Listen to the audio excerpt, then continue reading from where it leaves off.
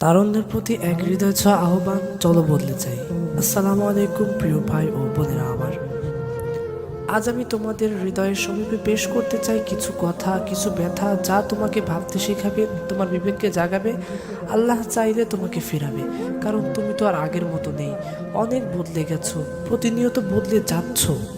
খেয়াল করেছো কি, পড়াশোনায় আগের মতো আর মন বসে না, মেজাজটাও খুব খিটখিটে হয়ে গেছে, অল্পতেই ভীষণ রেগে যাও তুমি, মাঝে মাঝে মায়ের সাথেও ঝগড়া লাগছে।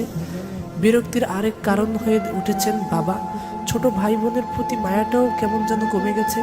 সব কিছুই যেন তোমার বিপক্ষে চলছে, কিন্তু কেন এরকম হচ্ছে? কখনো প্রশ্ন জেগেছে? প্রিয় ভাই ও বোন আমার, মনে পড়ে সে আনন্দ, চঞ্চল, পবিত্র, নির্মল জীবনের কথা, যখন তুমি রিলেশনে জড়িত ছিলে না? তখন অনেক মুক্ত মনে, মুক্ত প্রাণে ছিলে। হঠাৎ আটকে গেলে প্রেমের জালে, আর তারপর থেকে সুন্দর জীবনটা দুর্বিষহ হয়ে উঠল।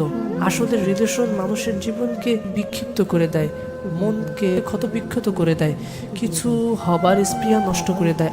এই মিথ্যা প্রেমের কারণে কত পবিত্র আত্মা নষ্ট ভ্রষ্ট হয়েছে, কত সম্ভাবনা অকুরেই ঝরে গিয়েছে, তার কোনো ইয়াত্তাও নেই।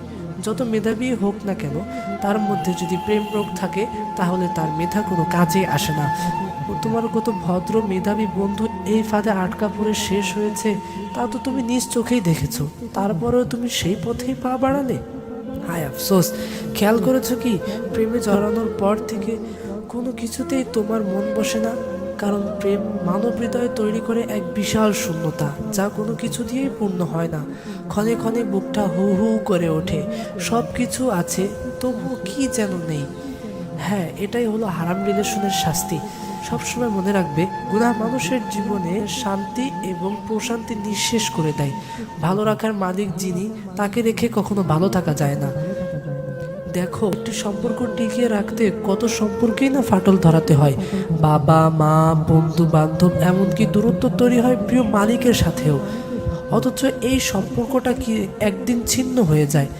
আসলে হারাম রিলেশন মানেই দুদিনের ফ্যান্টাসি, কিছু স্বপ্নের চালাচালি, সাথে টেনশন, তারপর সন্দেহ, হুটার ঝগড়া লাগা, হঠাৎ একদিন ব্রেকআপ, শেষমেশ ফেসবুকে কিছু আবেগময় স্ট্যাটাস, এরপর শুরু হয় নেশা ও ডিপ্রেশন।